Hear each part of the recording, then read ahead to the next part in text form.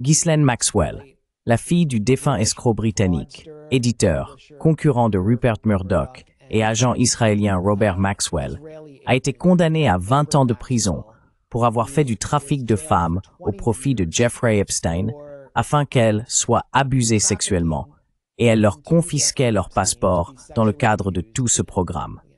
Elle vient d'être transférée dans une prison de type Club Fed, un établissement à sécurité minimale ressemblant à un club de campagne, où elle s'est liée d'amitié avec une ancienne star de Real Housewives of Salt Lake City.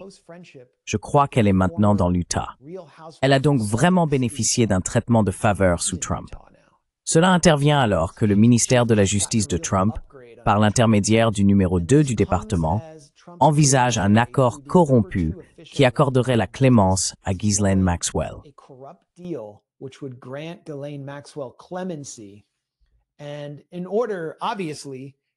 Et évidemment, afin de la contraindre à innocenter le président en échange de clémence et d'un traitement favorable, elle sera retirée de la liste des délinquants sexuels, de la liste de surveillance.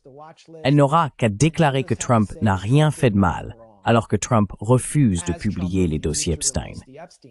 Et, dans une coïncidence vraiment intéressante, l'avocat de Ghislaine Maxwell, David Oscar Marcus, a justement été mentoré par Alan Dershowitz et lui doit sa carrière.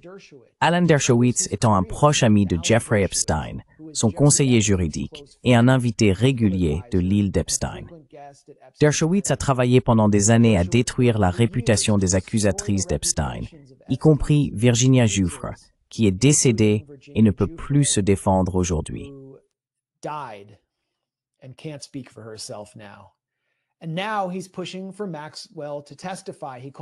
Et maintenant, il pousse pour que Maxwell témoigne. Il l'appelle la pierre de Rosette. La question est de savoir si Alan Dershowitz a trouvé le temps, entre ses provocations quotidiennes autour des pierrogies au marché fermier de Martha's Vineyard, d'organiser un accord entre le DOJ et Maxwell, dont l'avocat était son protégé, afin de détourner l'attention du président qui refuse de publier les dossiers Epstein. Quoi qu'il arrive à Ghislaine Maxwell, il est assez clair que cette prédatrice sexuelle d'élite, condamnée, est l'une des rares Américaines dont la qualité de vie et le niveau de vie se sont améliorés sous Donald Trump. Et c'est un constat accablant sur l'état de notre pays, que Trump envisage de lui accorder sa clémence. Voici d'ailleurs la biographie de l'avocat de Ghislaine Maxwell, David Oscar Marcus. Ghislaine Maxwell's lawyer, David Oscar Marcus.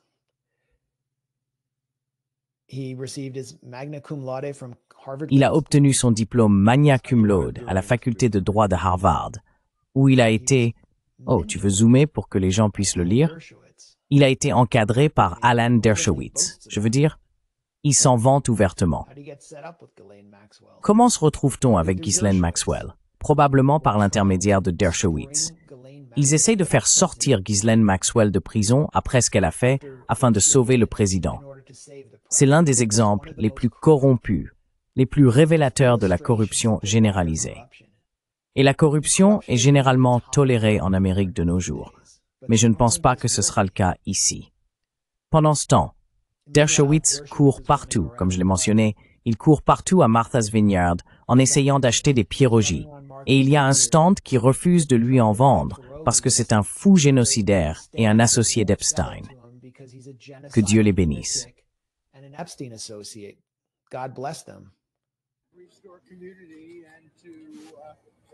Et de vous demander de me vendre des pierrogies dans l'intérêt de maintenir l'unité de l'île, afin que nous n'ayons pas 2 stands de pierrogies, un pour les antisionistes et un pour ceux qui vendent des pierrogies. Je vous demanderai simplement de me vendre l'un de vos produits pour montrer que vous êtes prêt à vendre à tout le monde et que vous ne laissez pas votre antisionisme décider.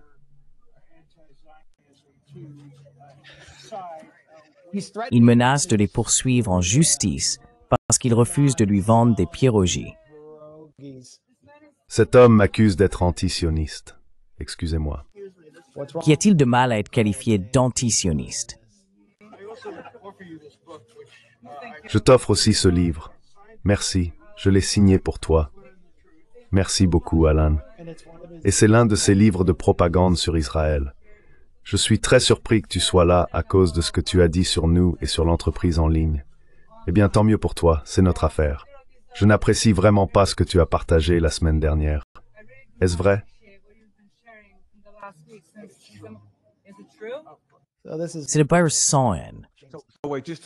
Alors il refuse de lui vendre une pirogie à cause de ses opinions sur Israël. Je veux dire, tout a commencé en 2016 quand Dershowitz s'est affiché comme un partisan de Trump. Et c'est là que les libéraux de Martha's Vineyard ont commencé à l'éviter. Il était une figure incontournable de Martha's Vineyard. Et tout le monde l'adorait parce qu'il avait défendu Clinton pendant toute l'affaire Lewinsky.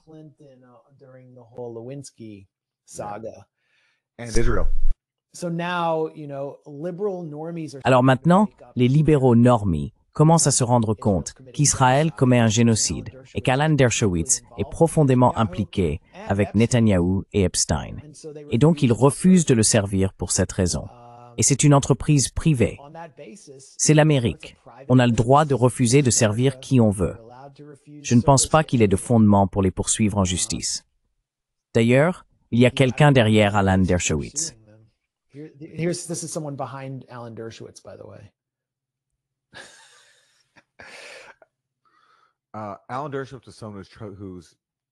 Alan Dershowitz est quelqu'un qui a réussi à détruire la carrière de personnes ayant remis en question Israël. Il a contribué à saboter la candidature de Norman Finkelstein lorsqu'il postulait à un poste de professeur titulaire à l'université de Paul. Alan Dershowitz a mené une longue campagne contre Finkelstein. Dershowitz a tenté d'empêcher l'University of California Press de publier un livre écrit par Finkelstein, Beyond Chutzpah, qui analysait le travail de Dershowitz et en montrait d'importantes failles, y compris des cas de plagiat. Dershowitz a menacé de ruiner financièrement l'University of California Press si elle publiait ce livre, menace que la maison d'édition a heureusement ignorée.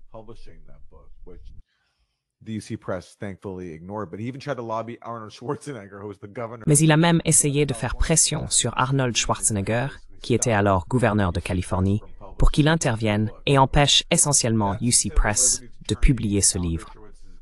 Voilà donc l'engagement de l'avocat spécialisé dans les libertés civiles, Alan Dershowitz, envers les libertés civiles. C'est assez drôle de le voir aujourd'hui essayer de faire tout un scandale autour de cette histoire de Pierogi Gate à Martha's Vineyard. Il est aussi connu, l'une de ses grandes causes, c'est qu'il est un nudiste convaincu, non? Oui. Oui, c'est l'une de ses particularités. Donc, faire en sorte qu'un stand de pierogi lui vende un pierogi et le nudisme sont deux de ses grandes causes à Martha's Vineyard, où je peux dire que je ne suis jamais allé. Et vu la présence d'Alan Dershowitz là-bas, n'est-ce pas? J'y suis allé une fois et je l'ai regretté. I went once and I regretted it. Bad season. C'est juste, oui, une mauvaise ambiance. À moins d'adorer traîner avec des libéraux de NPR, tu ne vas pas aimer. Un ami d'enfance m'a dit qu'il y est allé et qu'il a vraiment vu Dershowitz sur une plage nudiste, et il porte juste un chapeau de paille. Et puis, oui, il exhibe son sexe à tout le monde. En 2015, Alan Dershowitz a attribué une chute dans les toilettes d'une salle de sport à un manque d'essuie-mains en papier. Alan Dershowitz poursuit en justice le TD Garden de Boston pour des blessures subies lors d'une chute dans les toilettes pendant un match des Celtics. Il affirme dans la plainte qu'il a été blessé à cause d'un sol mouillé dû à une pénurie d'essuie-mains en papier. Donc, il poursuit le TD Garden. Franchement, quel cas désespéré. What a sick puppy. Un personnage aussi désagréable. C'est l'une des personnes les plus odieuses de la vie publique américaine de ces 50 dernières années. Et tout chez lui, il ne cesse de dire qu'il a fait partie du mouvement des droits civiques, du mouvement contre la guerre du Vietnam. Tout chez lui n'est qu'une imposture. Je ne le savais pas. Juste un menteur compulsif, mais toujours là, toujours debout. Oui, il n'a vraiment gagné qu'une seule grande affaire en tant qu'avocat principal. c'était Klaus von Bülow. Ou c'est bien ça? C'était le type qui a tué sa femme. Il défend toujours des hommes accusés d'avoir tué leur femme, y compris Jeffrey Epstein. Et puis, il faisait partie de l'équipe juridique d'O.J. Simpson, mais il n'était pas l'avocat principal. Il donnait juste des conseils. Je crois que c'était Von Bülow. Ensuite, un film hollywoodien avec Ron Silver a dépeint Dershowitz comme un esprit juridique brillant et l'a rendu célèbre. Mais il a perdu d'autres affaires, comme celle de Mike Tyson, que je pensais peut-être plus solides que celle d'O.J. ou de Von Bülow. Il a perdu beaucoup d'affaires.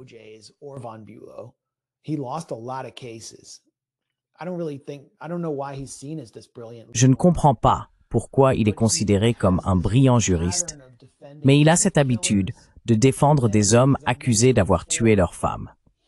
Et puis, comme je l'ai déjà mentionné, il a travaillé très dur pour détruire la réputation des accusatrices de Jeffrey Epstein et pour essayer de les poursuivre en justice, en partie parce qu'il était lui-même impliqué. Il recevait des massages de ces femmes victimes de trafic, amenées du Mar-a-Lago de Trump jusqu'à l'île d'Epstein, qui lui faisait des massages.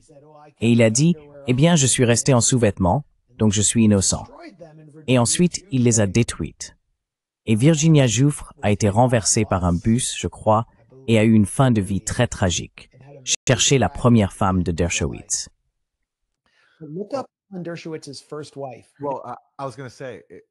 Eh bien, j'allais dire qu'il est pertinent de mentionner ici que nous parlons de Dershowitz et de ce sujet. Sa première épouse a allégué lors de leur procédure de divorce qu'il avait été violent envers elle, et elle est finalement décédée. Elle s'est noyée à New York. Mais devant un Turstep Brook Great. Oui, et cela est comme un suicide. Oui, cela fait partie de son histoire. Eh bien, il a détruit sa vie. Il a détruit sa vie. Et c'est pourquoi elle a sauté du pont. Elle a divorcé de Dershowitz après avoir subi une agression, à la suite de laquelle elle a dû être hospitalisée, selon un livre de Miles Morales. Je ne sais pas si c'est vrai, mais il est assez bien confirmé que Dershowitz lui a retiré la garde de leurs deux fils, d'après plusieurs sources. Il existe d'autres récits à ce sujet. Ils ont eu un divorce très houleux, au cours duquel il a utilisé ses compétences juridiques pour ruiner sa vie. Encore une fois, il semble que Dershowitz soit la personne qui aide à organiser la clémence pour Ghislaine Maxwell, par l'intermédiaire de l'avocat de Maxwell, qui est son protégé.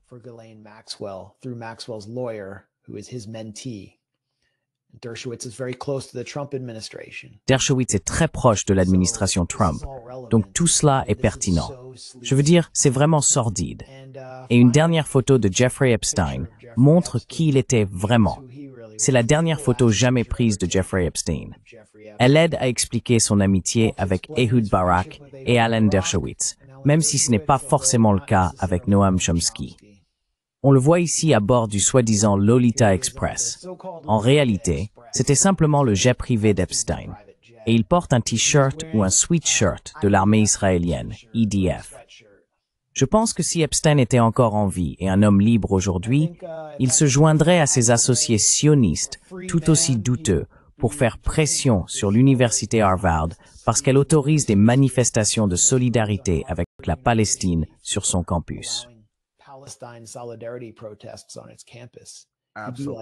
Absolument. C'est exactement ce qu'il ferait. Et au MIT aussi, où il avait de solides liens financiers. C'est tout à fait ce qu'il ferait.